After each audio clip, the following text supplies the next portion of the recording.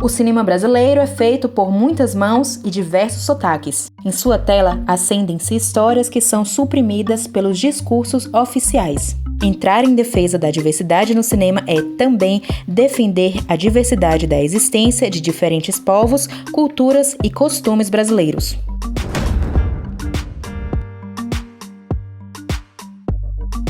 Diversidade e representatividade são temas que perpassam toda a programação da Mostra Cinema Conquista. A primeira conferência da sexta-feira abordou as conquistas e os desafios das universidades públicas baianas a partir da experiência na cidade de Cachoeira. A conferencista responsável por conduzir esse debate foi a cineasta e professora do curso de Cinema e Audiovisual da Universidade Federal do Recôncavo da Bahia, Amaranta César.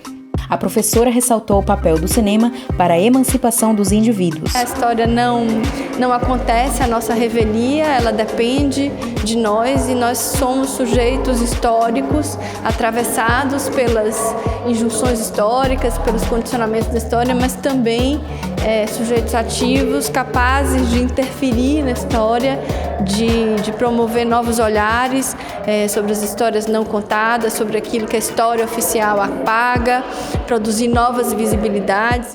O Papo de Cinema, que aconteceu a seguir, reuniu cineastas de diversas regiões nordestinas para discutirem sobre as fronteiras do corpo e da memória. Eles também falaram sobre a importância de fortalecer a identidade através do resgate histórico e dos traços culturais locais. O fato de a gente produzir audiovisual na Paraíba, no interior da Paraíba, retratando uma figura de Jacques do Pandeiro, que ele tem uma importância já no mundo inteiro, pode-se dizer, mas no momento que a gente está vivendo, se faz bastante necessário pelo fato de que a gente precisa se autoafirmar. É o que a gente deve fazer sempre na vida, né? É mostrar o que a gente tem, né? É externar o que a gente tem. E Lençóis tem muita coisa. Lençóis tem muita beleza natural. O filme ele não precisa de cenário, porque a própria cidade já é um cenário. A diretora Hilda Lopes Pontes ressaltou a necessidade de que a produção audiovisual seja diversa para ampliar a representatividade no cinema. Existe uma coisa muito potente na representatividade, de que todo mundo se enxergar dentro do cinema. Porque o cinema é uma arte super democrática, que chega para tanta gente, mas que às vezes não funciona tanto porque as pessoas não são mostradas como elas realmente são. Então, quanto mais múltiplo forem os olhares, mais múltiplo vai ser o cinema. Além do acesso às produções audiovisuais que não circulam no circuito comercial, o público da mostra também entra em contato com quem pensa e faz o cinema brasileiro contemporâneo. A mostra é um espaço de formação por excelência. As pessoas que vêm para a mostra vêm para assistir filmes, vêm para ter acesso a uma série de filmes que, de uma forma geral, você não vai conseguir assistir em outro lugar. A mostra tem uma diversidade muito grande, então, por si só, ela dá esse espaço de formação. Mas ela vai muito além, porque quando você encontra com os realizadores, com os produtores, com os atores, com as pessoas que estão diretamente ligadas com esses processos de formação do audiovisual, você tem a oportunidade de bater um papo com eles, de conversar com eles, de contar com eles pelos corredores, perguntar. E além disso ainda tem conferências, debates, mesas redondas. Você tem é um universo de 6 dias inteiros voltado para uma formação. A sessão das 15 horas trouxe para a plateia 3 documentários: Galos de Campina, Maré e O Outro Lado da Memória. Os 3 filmes foram prestigiados pela presença dos seus diretores. Além de representar o cinema brasileiro em sua diversidade, a mostra também se propõe a apresentar em sua programação linguagens e formatos renovadores.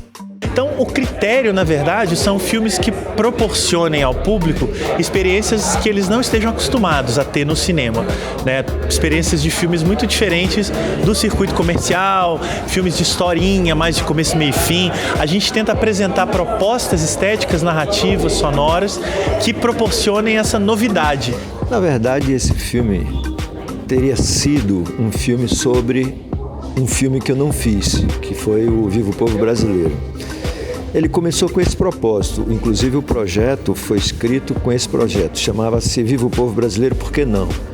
E aí eu queria investigar por que esse filme que eu coloquei 10 anos da minha vida trabalhando na sua preparação, ele não pôde ser executado. E aí no livro tem tudo isso, né? Eu fui me identificando as minhas origens de matrizes africanas, indígenas, e cada vez fui aprofundando mais. Acabei fazendo um filme que fala sobre a impossibilidade de se fazer cinema no Brasil com esse teor, a dificuldade de conseguir recursos para isso, né? E ao mesmo tempo fui investigando a minha própria vida. O filme certinho, o filme de mensagem, sabe?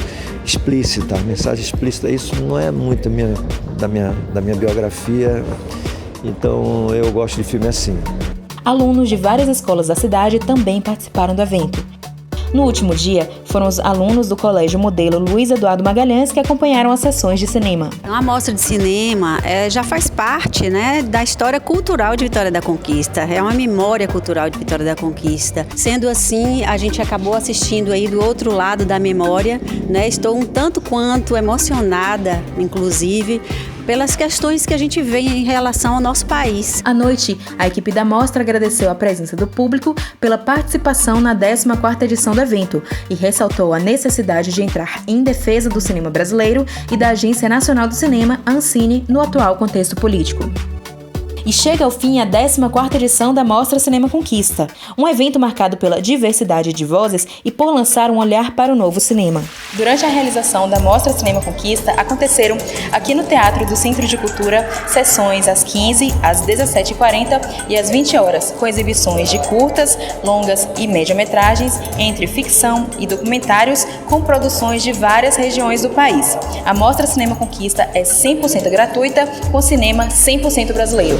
Com o intuito de descentralizar a difusão do cinema, a mostra também levou a sétima arte até a quadra esportiva do bairro Urbi 6, com a Cine Tenda, e aos distritos de Iguá, Inhobim, Pradoso, Batipé e São Sebastião, com a mostra itinerante. A ideia de trazer o cinema para a zona rural é interessante, porque os nossos alunos, muitas vezes, eles não têm acesso ao cinema, eles não conhecem a sala de cinema. É importantíssimo a comunidade participa ativamente e desenvolve um público habituado a ver cultura. Nessa edição, a mostra comemorou os 80 anos de Glauber Rocha, trazendo para o evento a sua inquietude, seu manifesto contra a colonização do pensamento e por um cinema genuinamente brasileiro. Ao homenagear Glauber Rocha é preciso uma coisa assim muito grande, porque o cara foi muito grande, né? Então, os filmes que a gente traz tem um discurso nas suas histórias, nas suas temáticas, a ver com esse momento de hoje.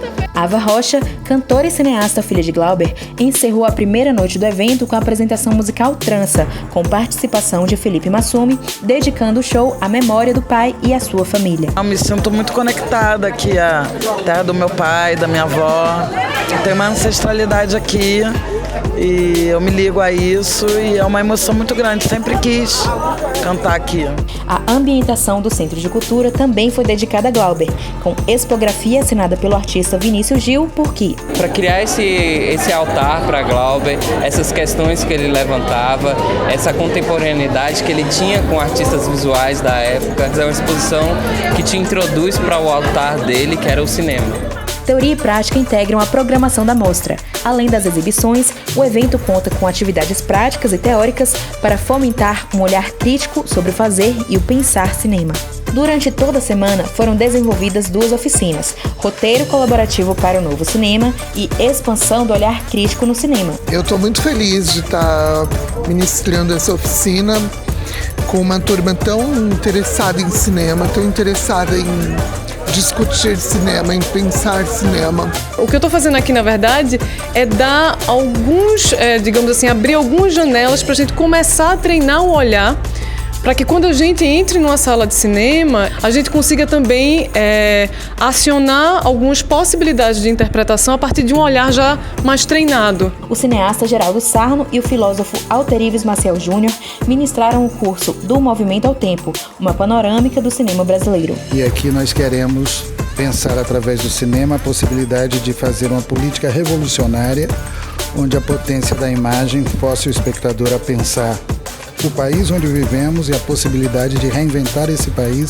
para além dos padrões já estabelecidos. É a projeção de alguns filmes e o comentário a partir desses filmes que nos leva a pensar nesse cinema de pensamento. Durante as manhãs, aconteceram as atividades acadêmicas com conferências e mesas de conversa que suscitaram discussões sobre o cinema. Sabe, eu acho que filme, ele necessariamente significa troca. O filme, ele nunca é que nem o teatro. O filme não existe se ele não é visto. A Mostra Cinema Conquista proporciona uma experiência coletiva do cinema, num cenário em que a difusão ocorre sob orientações mercadológicas. Nesse contexto, reafirma o seu papel de resistência para um cinema democrático, crítico e emancipador. No ano que vem, a mostra comemora 15 edições, com uma trajetória marcada pela resistência no campo da cultura, que se confunde, portanto, com a própria história do cinema brasileiro.